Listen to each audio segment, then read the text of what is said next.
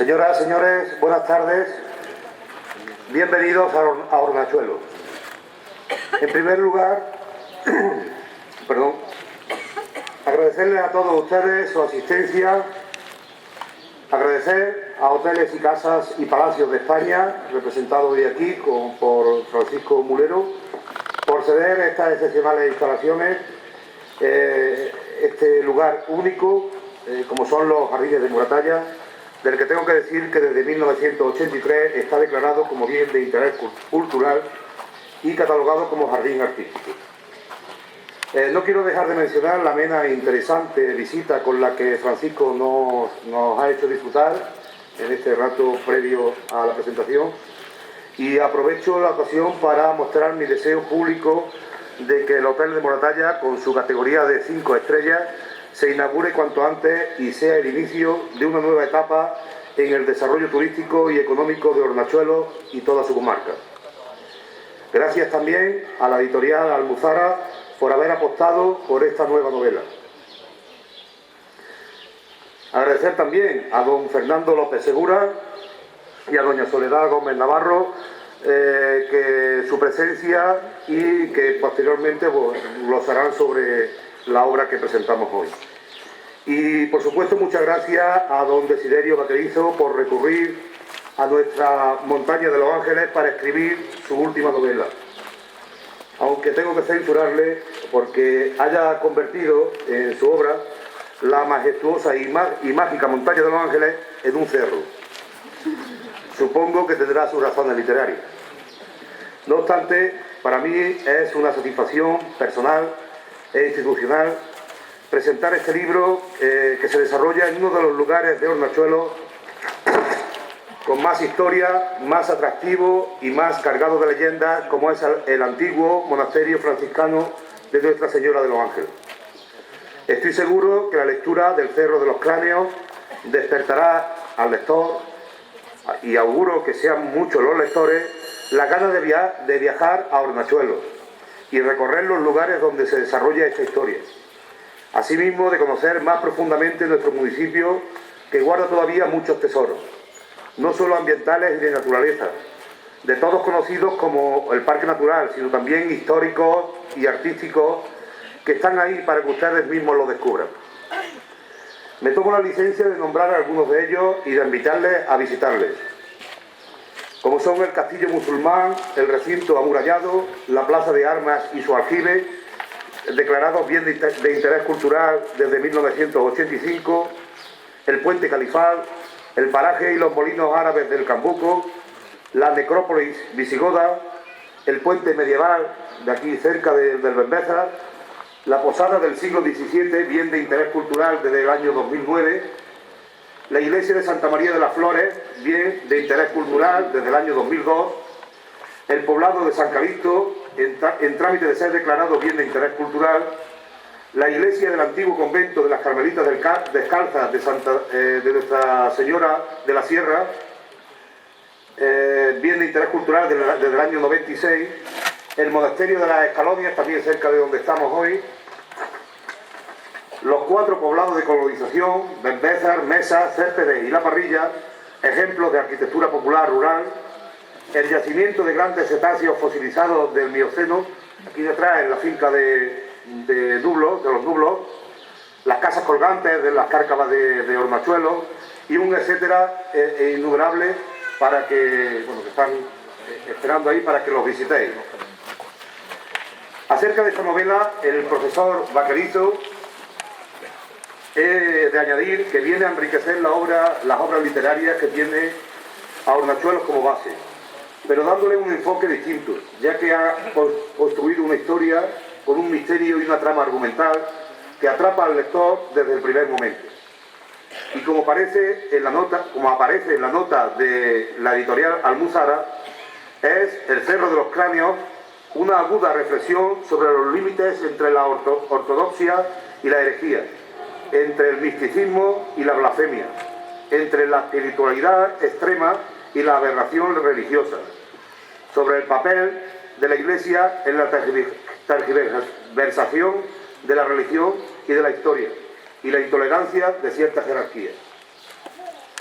No he de dejar de mencionar otra de las grandes obras escritas que tienen de referencia a Hornachuelos y que además tienen una intensa vinculación con este lugar, como es el drama cumbre del romanticismo español, Don Álvaro o La fuerza del Sino, del Duque de Rivas, tan vinculado a esta propiedad, como habrá explicado Paco en la visita que nos ha precedido. Drama que sirvió también a Verdi para su ópera La fuerza del destino y se representase por todos los teatros del mundo, lo que hizo que el nombre de Hornachuelos se oyese desde San Petersburgo a Nueva York y desde Londres a Milán. Con esta novela esperamos que ocurra lo mismo.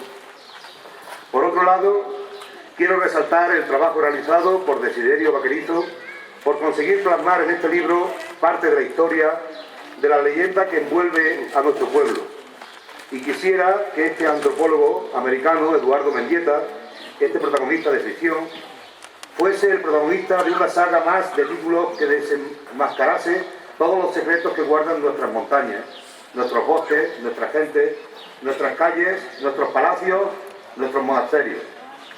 Sin duda, este esfuerzo compartido se suma a todas las iniciativas que pretenden mejorar la imagen de nuestra localidad, siendo foco de atracción cultural en un mundo que busca la impresión de nuevos valores y nuevas ideas. En este marco indiscutible, Hornachuelos ofrece y ofrecerá la posibilidad de ampliar sus perspectivas culturales, siendo todo este trabajo un semillero para futuras realidades. Y en esa siembra, todos nos sentimos, desde la humildad del trabajo bien hecho, plenamente satisfechos. Siendo así, espero que todos disfruten de esta novela. Y sin más, le paso la palabra a doña Soledad Gómez Navarro, a don Fernando López Segura, médico internista, que hablará del libro Closet. Muchas gracias por vuestra atención.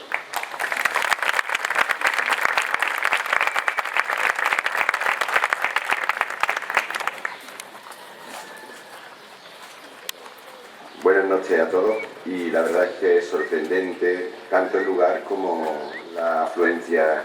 La verdad es que no he visto nunca un sitio más adecuado a presentar un libro, y mucho menos un libro como este. Y querido alcalde, usted y yo no nos habíamos hablado antes, y justamente mi presentación va en el sentido de todo lo que ha dicho, porque yo no estoy avezado en presentar libros, pero supongo que cuando se presenta un libro se habla del autor y del libro, pero en este libro exactamente hay que añadir un apartado. En este libro hay que hablar del autor, hay que hablar del libro y hay que hablar del sitio.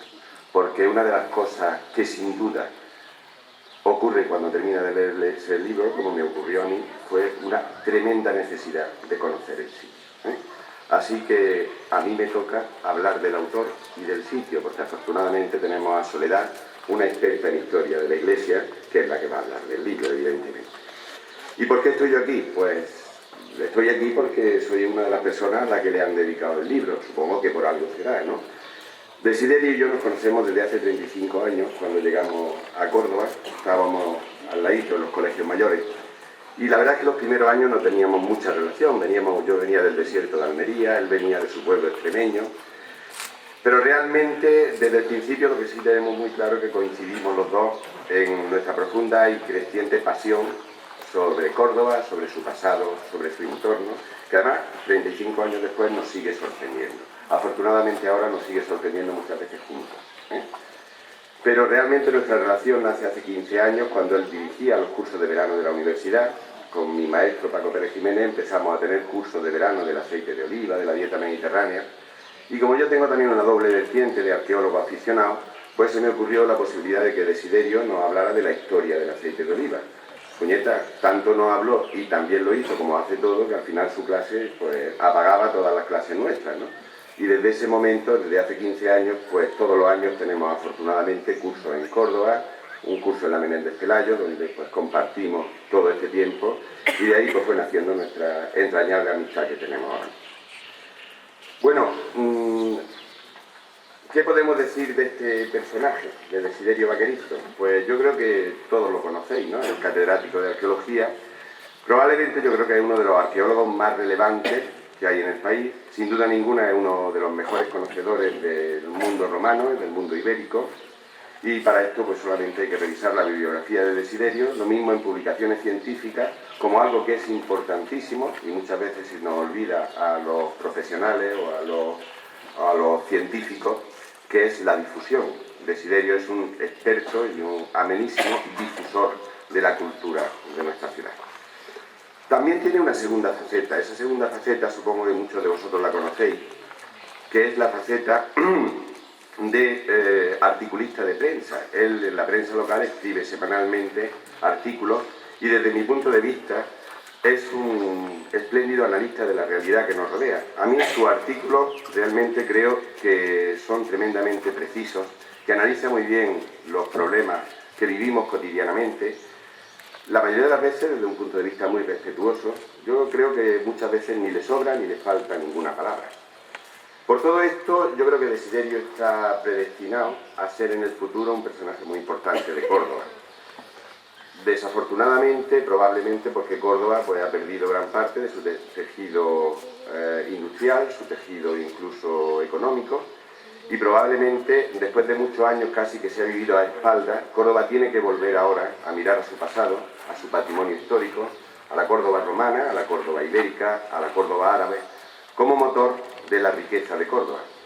Y indiscutiblemente Desiderio está mandado a liderar toda esta parte. Pero es que existe también un segundo valor. Córdoba no es solamente la historia, es su valor de su entorno, de su paisaje, y no es casualidad que estemos en Hornachuelos. Desde mi punto de vista, de un extranjero de Córdoba, pero enamorado de Córdoba desde hace mucho tiempo, para mí Hornachuelos es el centro de la Sierra Morena de Córdoba. Y este libro no solamente pone a Desiderio como el responsable de difundir y de liderar la difusión de la cultura, sino que este libro también lo pone como embajador de la difusión del paisaje, del entorno y de Hornachuelos en particular. Bueno, y tiene también una tercera faceta. Don Desiderio es ya un escritor consagrado, esta es su cuarta novela. Y yo creo que es un escritor consagrado, pues en parte porque une todo lo anterior. Bueno, una impresionante erudición, todos los que lo conocemos, pues, y este libro en particular es una muestra de una erudición profunda. No es una novela, digamos, al uso, es una novela basada con unos criterios tremendamente serios de conocimiento de todo lo que está hablando. Luego, su conocimiento histórico indiscutible, pero además es la maravillosa capacidad de comunicar, tanto en palabras como en escritura, que tiene Desiderio, siempre nos ha parecido asombrosa. Como todos los escritores, supongo que escribir tiene en parte, sin duda ninguna, vamos, es un cierto psicoanálisis, o sea que los escritores, pues, al escribir lo que hacen es descargar su subconsciente, proyectan sus vivencias, sus miedos, sus traumas, su alegría.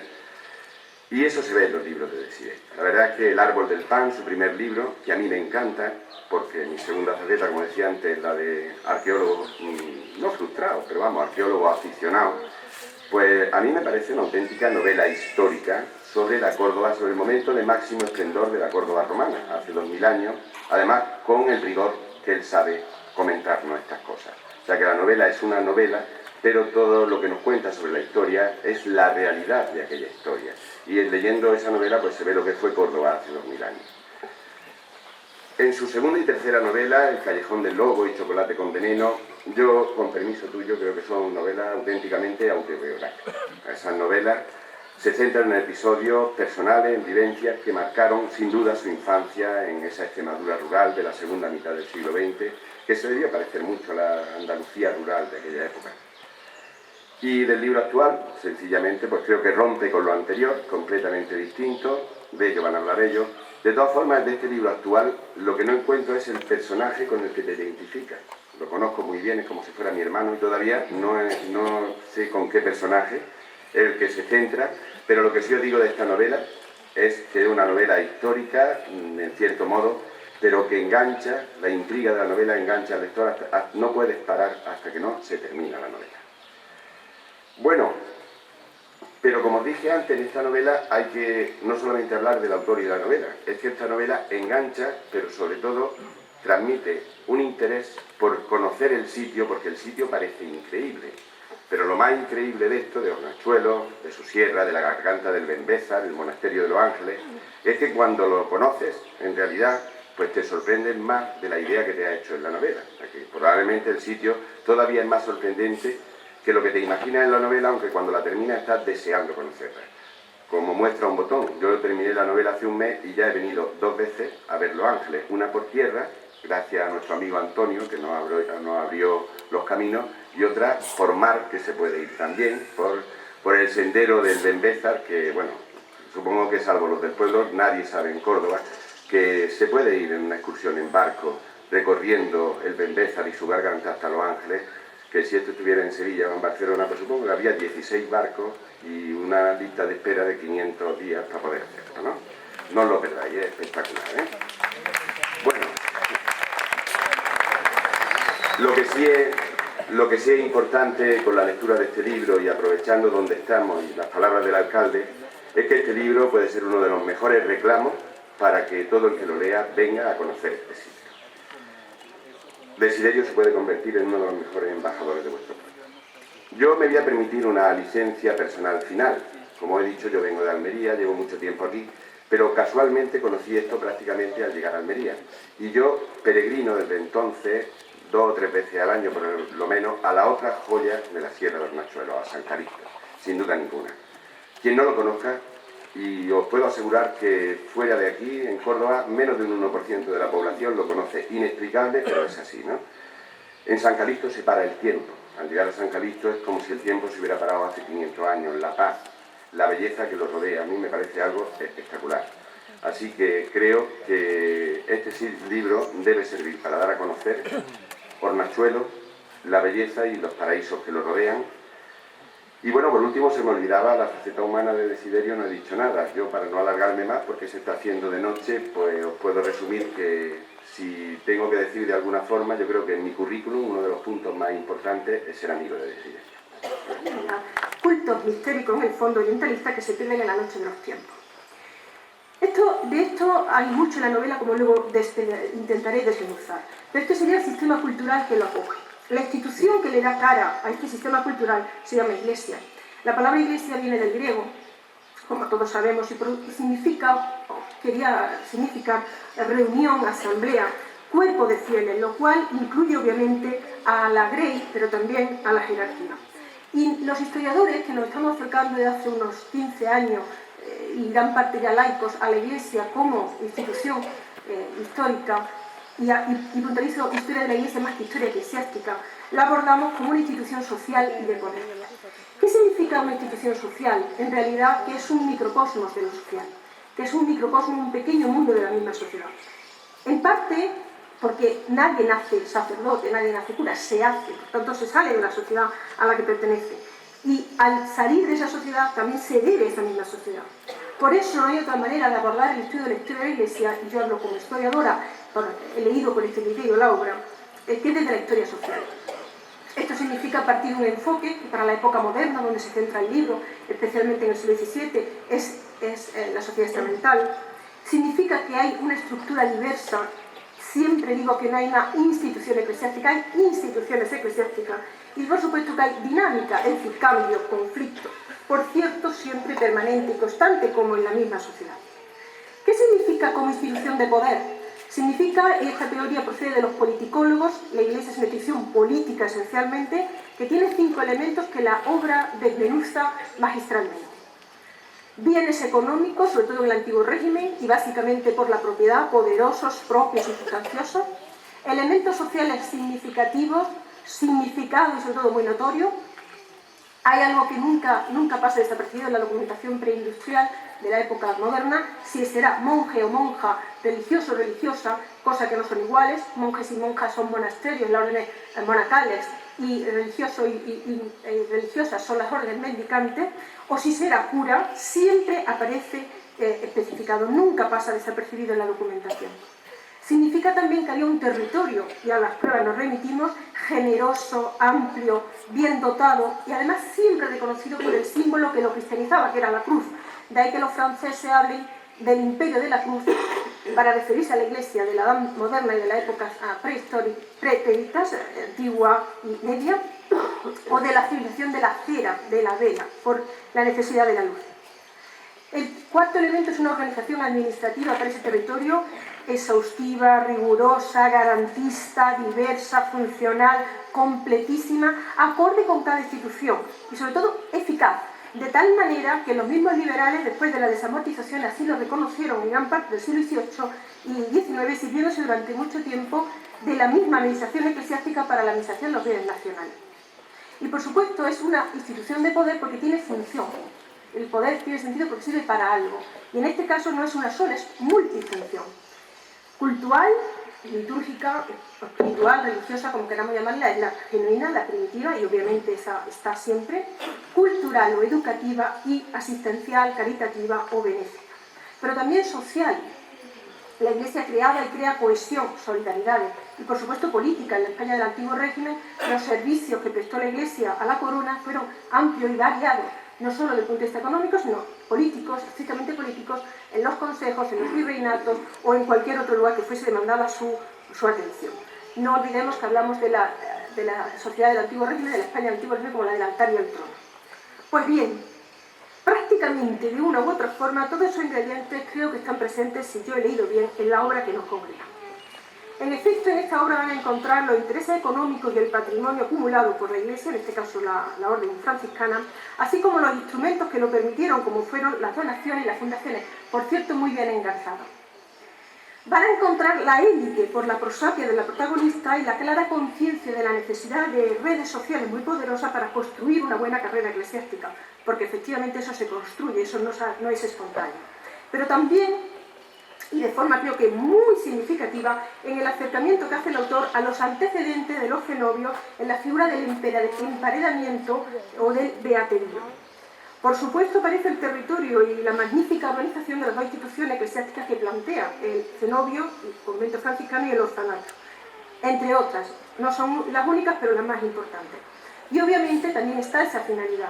Por supuesto la más importante es el culto, obviamente, pero también aparece en el orfanato la función asistencial y la misma función cultural, la transmisión de la cultura.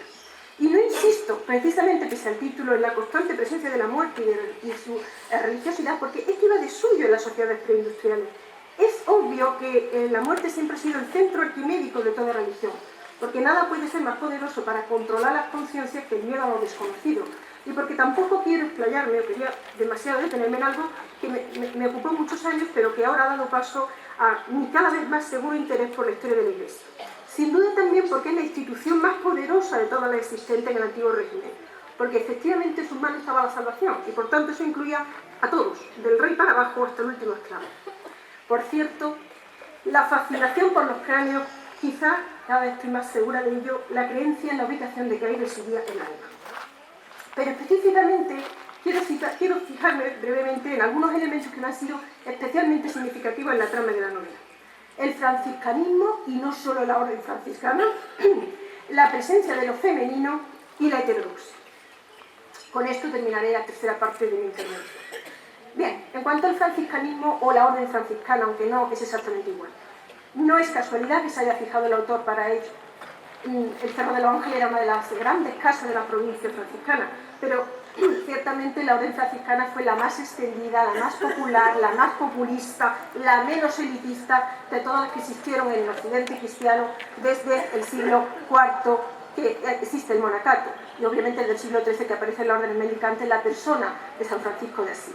Además, por eso suscitó las mayores críticas por parte de los ilustrados, por esa fe frailuna que propugnaron y difundieron, por el abuso de la buena fe de los fieles, por la sutil justificación que hicieron de la riqueza acumulada, desde que allá por el 1478 Sisto IV les permitía de derecho lo que ya hacían, que era aceptar legados testamentarios, y sobre todo por sus sonoros disputas y debates sobre la Inmaculada Concepción de María, que protagonizaron, y eso entra en el centro precisamente de otros elementos que me interesan, con los jesuitas y sobre todo con los dominicos.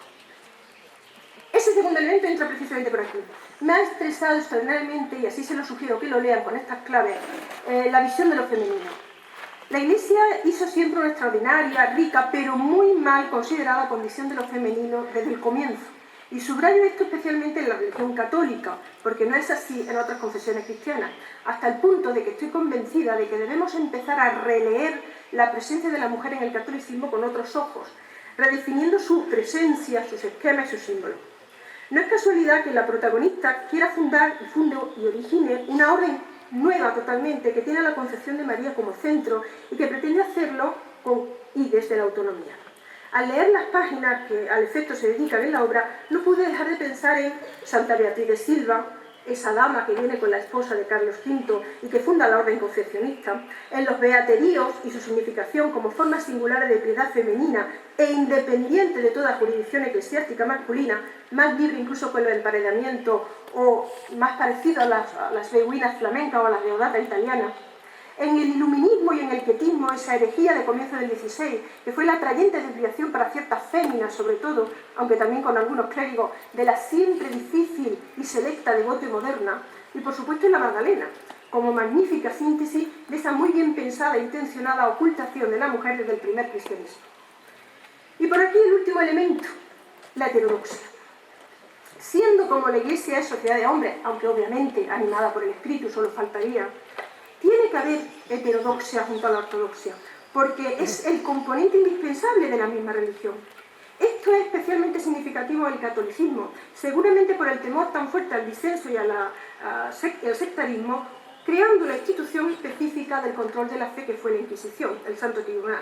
Pero también se dieron en otras religiones cristianas, como el calvinismo. No olvidemos que a Miguel Servet lo quemó un tribunal de fe calvinista. Y la heterodoxia a veces venía por no explicar o no explicar bien la verdad de fe que, según los teólogos, el vulgo no entendía, como puso de manifiesto Juan de Ávila o Bartolomé de Carranza, por cierto, también dos perseguidos por el Santo Oficio. En nombre, por tanto, de la ortodoxia, muerte, violencia, imposición férrea de criterio, tantas historias tristes de sentimiento de culpa y de pecado que tantos hombres y mujeres a lo largo de la historia del catolicismo como han sido, han arrastrado, han vivido. Afortunadamente esta amenaza quedó atrás, afortunadamente, y quizá nunca debiera haber existido, ni en la religión católica ni en ninguna otra que predica en la misericordia y el perdón. Pero desde luego está claro que no debería borrarse de la memoria de la Iglesia católica como institución, especialmente de la jerarquía, cuando en algunos muy recientes episodios colectivos de la vida nacional hacen de esa vida la única bandera. Yo como historiadora, desde luego, esto especialmente siempre lo tengo muy presente. Voy a acabar, pero solamente dos matices, que son la única, digamos, entiendo que licencia del autor, pero que me gustaría poner de manifiesto. La primera es que la reforma de la Iglesia, tanto de las órdenes viejas, que reconocen como descalcez u observancia, y de las estrictamente nuevas, sobre todo los jesuitas, pero también las concepcionistas, a las que antes aludí, es un fenómeno básicamente del 500, e incluso de antes. No es que después no se siga impulsando, incluso emergen nuevas, pero a partir de Trento se impone un punto y aparte muy importante en este camino. Está claro, desde luego, que después de ese concilio apareció cierta relajación. Y ello es especialmente importante en el fenómeno del beaterío, precisamente, porque Trento impuso la transformación de los beateríos existentes en conventos, por una razón evidente. Había que someterse a una regla, es decir, a estos votos, a la clausura femenina y a tomar una jurisdicción, bien el obispo o el homónimo de la orden masculina. Por tanto, tras Trento, los beateríos o eran conventos o ya no eran, pasando a ser fenómeno prácticamente marginal y terminal. Y la segunda matización es que, por lo mismo, los episodios de la heterodoxia religiosa en el siglo de la crisis, en el 600, del siglo XVII, sobre todo en la segunda mitad, que es la época que narra la novela, sin dejar de existir, evidentemente está el famoso episodio de las monjas madrileñas de San Plácido, por ejemplo, en la época de Felipe IV, cada vez fueron más raros y espaciados por la especial fijación del Santo Oficio de aquella centuria en las brujas. Por cierto, también mujeres, pero solo con un conocimiento extraordinario de la naturaleza y un conocimiento extraordinario de las relaciones sociales y, por tanto, haciendo peligrar el orden social masculino de la salud física y de la salud espiritual. No digo que no entrara la herejía en la centuria de la crisis, de esa famosa crisis del 17, porque sin duda en un mundo donde lo maravilloso, lo extraordinario, lo sorprendente y lo inexplicable estaban a la orden del día de la crédula y casi general analfabeta sociedad barroca, esa posibilidad de la herejía era muy posible y muy viable, pero sí que fue haciéndose cada vez menos presente e importante. Ahora sí que termino. Sincera y francamente, yo les animo a que lean esta obra para conocer toda una época, como yo ya lo he hecho, y ya les digo que la usaré también como documento histórico de trabajo. y que la lean, si me permiten la sugerencia, con mente abierta, como hay que enfrentar un poco todas las cosas de la vida, y especialmente las cuestiones de fe, porque quizá haya que ser un poco crítico, mucho erasmista, o vaciar de contenido ciertas cosas para poder seguir adelante. Pero que la lean, sobre todo porque yo entiendo 3 razones básicas. Con ella su autor hace historia, y no antropología, como parecería que fuera el oficio del narrador, pues demuestra una extraordinaria percepción y dominio del tiempo. Esto es de la historia, pues eso es historiar, tener y acumular tiempo, y su propia formación inicial así lo demuestra.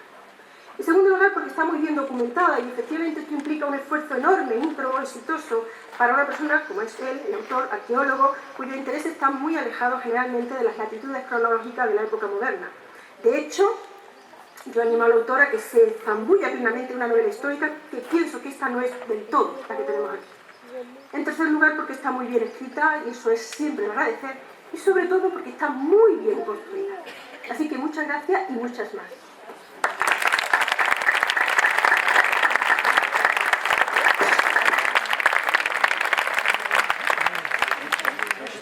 Muy bien, y ya por último le paso la palabra a don Desiderio Vaquerizo Gil, autor del libro y catedrático de Arqueología de la Universidad de Córdoba. Bien, buenas noches. Me toca cerrar este acto con la voz hecho unos zorros, como ven también, con los problemas alérgicos de esta época. Lógicamente, siendo el último además, y siendo las horas que son, no quiero cansarles, pero tampoco quiero desaprovechar la oportunidad para, primero y fundamentalmente, mostrar mi agradecimiento. Mi agradecimiento primero a la casa que nos acoge, a los hoteles, casas y palacios de España, al duque de Segorbe, a Francisco Mulero, el director del complejo, que desde el primer momento se mostró receptivo a celebrar este acto aquí, algo que no tenía precedentes y que llevaba unas ciertas necesidades de infraestructura a las que se sumaron y en las que me apoyaron desde el primer momento desde el Ayuntamiento de Hornachuelos, a cuyo alcalde, don Julián López Vázquez, quiero también dar las gracias, lo mismo que a su técnico de Bienestar Social, don Óscar Morales, que ha estado conmigo en estos días tratando de que todo estuviera en su sitio. Y, por supuesto, a los ponentes, a las personas que me acompañan en la mesa, que son amigos entrañables desde hace tantísimos años, Fernando ha dicho 35 años, que valen también para el caso de Soledad, y que evidentemente pues, me hacen sentir protegido y me hacen sentir querido y bien tratado, yo creo que quizás excesivamente bien tratado, ¿no? Y finalmente a todos ustedes.